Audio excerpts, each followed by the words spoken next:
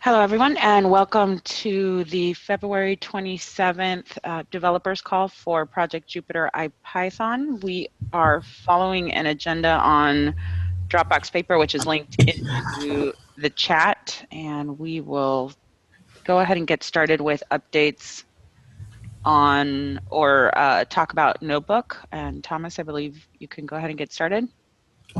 Yeah. So the first thing was I wanted to get people thinking about somebody posted an issue describing how their server accessible on the public internet but secured with the default token authentication had been hacked somehow and used for mining cryptocurrencies. It's not clear from the account how it was that it got hacked. It's not clear whether they were using authentication without HTTPS and somebody sniffed the account from their use of it, sniffed the credentials from their use of it, or if it's something else entirely. But it just prompted me to think that we should look at what we could do to make it easier to debug these or to investigate these incidents after the fact, like whether there's some way. I'm sure there must by now be some kind of external service that you can send logging to so that it can't be, people can't delete the logs when if they get access to that one thing. Yeah, so that's, I don't have a concrete answer that I'd like to do about that. I just wanted to get people thinking about it. And the other thing I wanted to prod it back into people's heads is, I think we broadly agreed a few weeks ago that we want to make Notebook 6 require Python 3, and just sort of thinking about when we pull the trigger on that. We've merged quite a few pull requests towards 5.5 release. Do we say that after 5.5 we go to 6.0, or do we want to leave it longer? Yeah, I think we put together a good, careful plan for IPython itself, but the repo explosion has made it that we kind of have to make that decision over and over again for every repo. Yeah. Yeah. And the Notebook's probably the next most compelling one, right? Yeah, I think so. I think it makes sense to start at the kind of the application pieces and then work our way down. So the API pieces are the last bits to make the switch. Right. Yeah, I don't have a good, we've already done it for IPython. I think the best way to do it is if we can combine it with a compelling feature. Because I think it can be a hard thing to swallow that we dropped support and you didn't get anything for it. Yeah. So even if it's something small, like your custom contents manager can use async IO coroutines or whatever. F strings. Yeah, F strings. F strings are really nice. Yeah, so I think that's probably the biggest things. If we can find a good user facing, even if it's an advanced user feature that will be nicer with Python 3, I think that's probably a good. Yeah, good way to do it. Sounds like a good plan.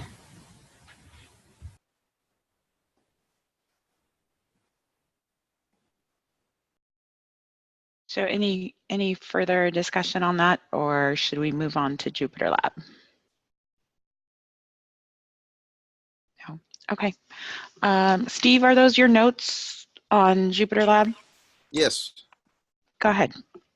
All right. So we had the successful release of the beta last week, but with that came a sort of a deluge of issues that were opened. So we're working our way through those issues, trying to get caught up. And we plan to have a beta 2 release to add some new features as well as fix some of the handling around the experimental workspaces feature that required an API change, so we can't get that in the first beta release.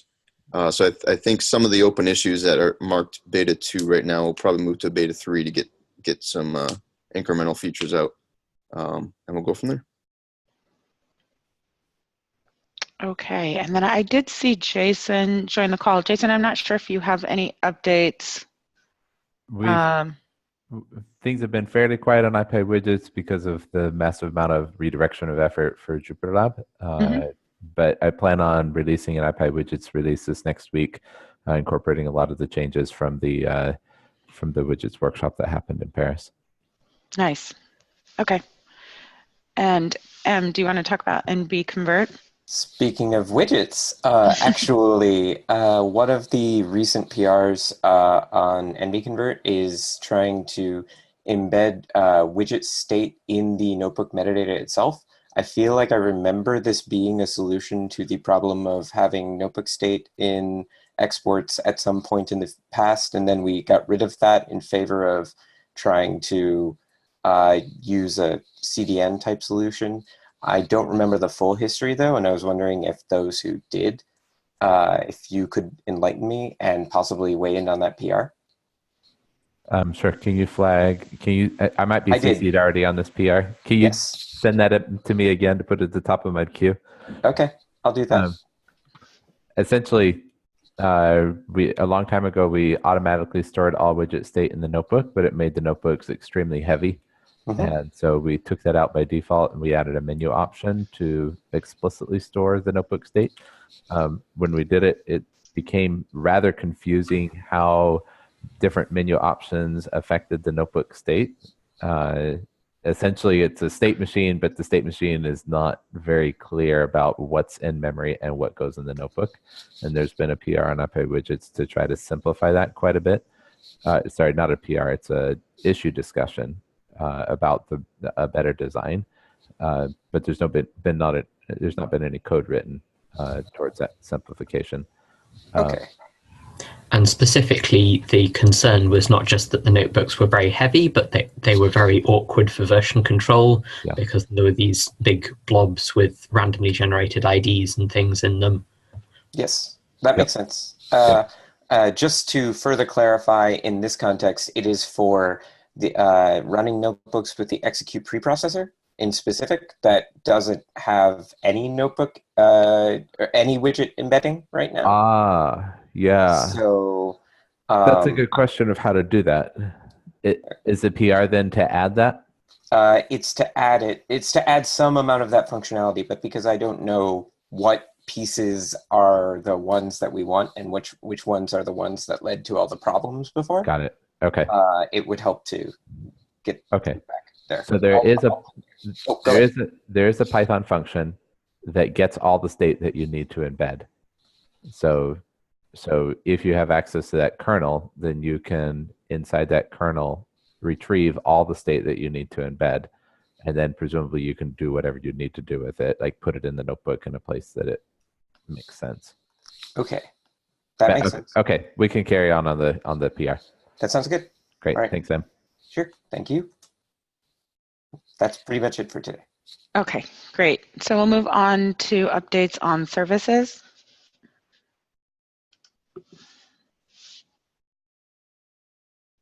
Looks like there's notes in there from Peter. Do you want to start, Peter?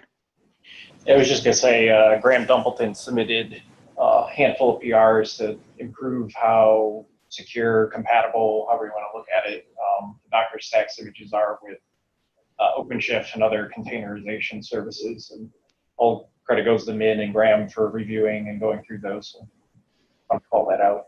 And I think Min had the next bullet under there. Mm-hmm. Yeah, the rest of this is about finally being ready to shut down the temp NB instances and that we've talked about for a while and replace them with links to binders. So there's now 3 pull requests open, one to the IPython in depth tutorial to get the binder files in there necessary to just basically the dependencies and a landing page. and then a pull request to the main Jupyter website where the links will go. So there'll be, instead of try.jupyter.org, it'll be jupyter.org/try, which will have, rather than iframing temp_nb, it will be links with information to demos. And then a pull request to the try.jupyter website, which turns it into just a JavaScript redirect to the new page. So the main things on that are just review on the PRs so that we can finish shutting down temp_nb, and then the three demos, the Python, Julia, and R, probably aren't what we should use as the real hey, give it a quick try links. But rather than go to the trouble of building those repos first, I used three existing examples, IPython depth, as I mentioned, for the Python one, and then the R and Julia examples just from the binder examples repo, which aren't really demos of using Julia and R so much as they're just really basic. This is a notebook in R and Julia. So if people want to put together real demos for either, for any of those cases, that would be great. But the first thing is just getting these PRs landed.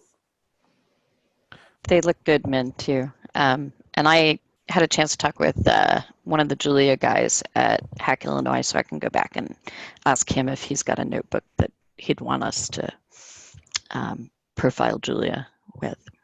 Yeah, I think something that I'm not 100% sure what the right way to do is reaching out to, ideally, in my mind, that these links would be to not a bunch of repos on the Jupyter org, right? But like the Julia link would be, the official right Julia folks demo, and same for the R kernel and so forth. Cool. Pull request looks good. There were a couple small little things that I had. Working on it. Thanks cool. for the review. And from the Jupyter Lab side, we super appreciate the binder team for putting up with everything it put up with this last week. Do you mind giving us just a short synopsis of what happened? So yeah, binder. So the Jupyter Lab announcement went out, and it was great. And it turns out a lot of people liked it and clicked the link to binder. And then everything on the binder side caught metaphorical fire. And we had a frantic day or two of learning, let's say. Yeah, we learned and found we found some things in Jupyter Lab that put a lot more load on binder than a regular notebook server does, and there's an issue open on Jupyter Lab about that. And one of the major pieces is already fixed. But we also found some performance bugs in binder itself that we fixed, and it should handle it a lot better now if you do that again. Just as an aside, also with regards to the note about demos, I'm actually going through our analytics data to try to just get a handle of what right now is on binder, like what repos are on binder, who's putting these on, and what kind of repos are they, because this would be useful for us to have in documentation for like canonical examples of binder. It seems right now like the most popular ones actually are in education. I'm not seeing as much publications of some other kind, like news organizations or academic publications, which I thought was interesting. So, but there are a number of courses, mostly on the like upper level, undergrad, graduate level, related kind of coursework in like machine learning, statistics, data science, things like that, that are getting a lot of hits on binder right now. Cool. that also reminds me that we should probably on the list of, we've got Julia, Python, and R in our list of links. We should probably add to that the Jupyter Lab demo. Yeah.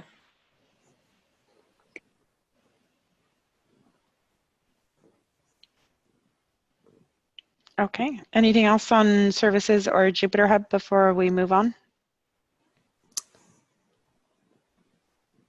One of the, I guess, also related to the binder excitement last week, we found that we ran into a couple of issues that have in fact been fixed in Jupyter Hub Master but that aren't on binder, that aren't on the binder deployment because we haven't made a release. So that has motivated us to wrap up some of the in-process things on Jupyter Hub so that we can make a release and get some of those fixes out to binder and other existing deployments.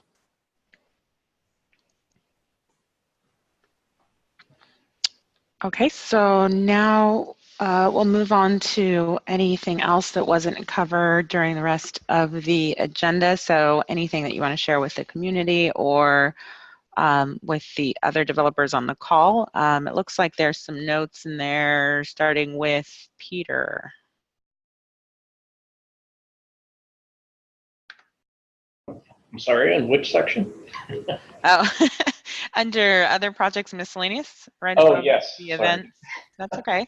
Yeah, just wanted to point out we released or open source a project called NB Conflux. It's a little tool based on NB Convert that turns Jupyter notebooks into Confluence pages. So we here at Velasys use Confluence internally. It's our institutional knowledge base, and our data scientists really want to share their notebooks with other folks in our organization. So we wrote this tool a while ago, recently got approval to put it out, went out yesterday. I put a note on the mailing list, but I just wanted to call it out again. So it'll be interesting to see the size of the population that intersects those two pieces of technology. Hopefully it's not just us, but TBD. I just noticed looking at the setup.py, you don't have it as a entry point exporter. If you were to do that, then people could just pip install it and use NB convert, and they wouldn't even need to use this directly. Yes, there's definitely want your input, Em, on how to break it up.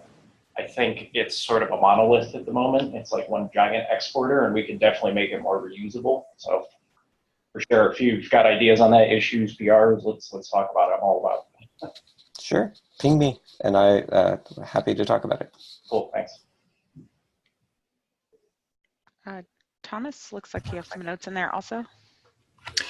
Yeah, so just to mention that the redesign of the Jupyter Client APIs that I'm working on, that is currently in a pull request, sort of introducing a lot of like Jupyter Client 2.manager to Jupyter Client 2.client 2 things. I'm thinking I might just move all of that into a Jupyter Client 2 package by itself so that it's easier to iterate on that and do some sort of experimental releases of that without trying to put it into Jupyter Client, the existing package that we already use. Does that make sense as a line to require Python 3.4? Niche? Could do, yeah. Yeah, that's one thing I'm thinking about. Or 3.6. Do we even want to go all the way back to 3.4? 3.4 or 3.5, I think. Okay. Yeah. No F strings. Soon. Not for low-level plumbing packages, I think.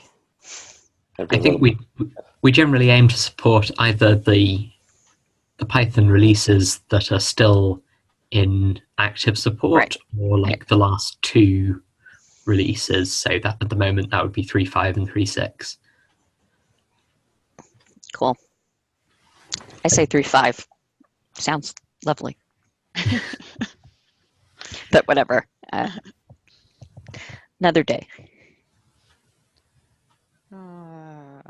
Okay, so I'm happy to share. The next point is for me. I'm happy to share that we have a new infusion of funding from Bloomberg. This has been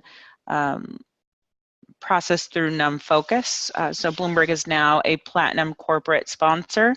The funding is specifically for events in our community, and we are working on an announcement to share with everyone the process for requesting of those funds and the vision for those funds. So we will definitely hope to have some announcements in the coming week regarding this topic. But in the meantime, just happy to share that good news. So JupyterCon, late August, proposals are still being accepted. The deadline for that is March 6th, so that's coming up quicker than you think. February is a short month, so we're looking for those proposals. I think, that's not next Friday. That's sometime next week, but at any rate, those should come in soon. And last two sections of our meeting, actually, conferences and then action items, last 3 sections, and releases. Any releases that you want to talk about, please recap those, even if you have them in the sections above, just for archival reasons, include or repeat those down at the bottom, please. Regarding conferences and events, we have a list going of upcoming events. And then also, if you have any CFPs that you see that would be of interest to the Jupyter community, please add those to this section. Does anyone want to talk a little bit more about any of the events listed in the conferences and workshops?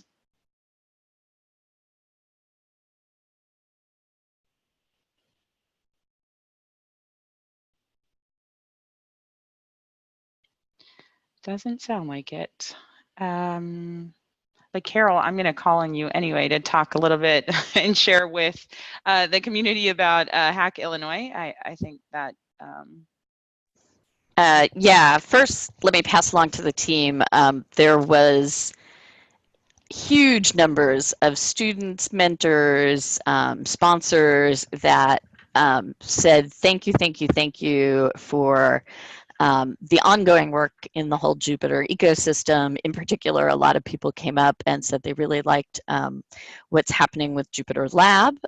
So kudos there. And a lot of people had tried it on Binder. So, you know, good news all around. Basically, some of the other things related to that, in talking to the Midwest Big Data Hub, they're going to be doing some presentation on at PERC. And so for those folks that are actually going to PERC, the workshop, they would be willing to cross-promote the workshop for Binder and Jupyter Hub. And also in late November, they have some sort of meeting, and they would love for somebody to come and teach Jupyter Hub and Binder to some of the folks that they work with in their stuff. So yeah, so it was good. It was fun. Nice. Okay, thanks, Carol. Mm-hmm. So anything else on conferences and workshops? I think actually we will wrap up after this. So anything else on conferences and workshops or anything else before we sign off? Chris and I will be in Paris next week doing some Binder things with École Polytechnique and Loic and folks there. Okay, great. Oh, that's right. They have an event next week also. Okay.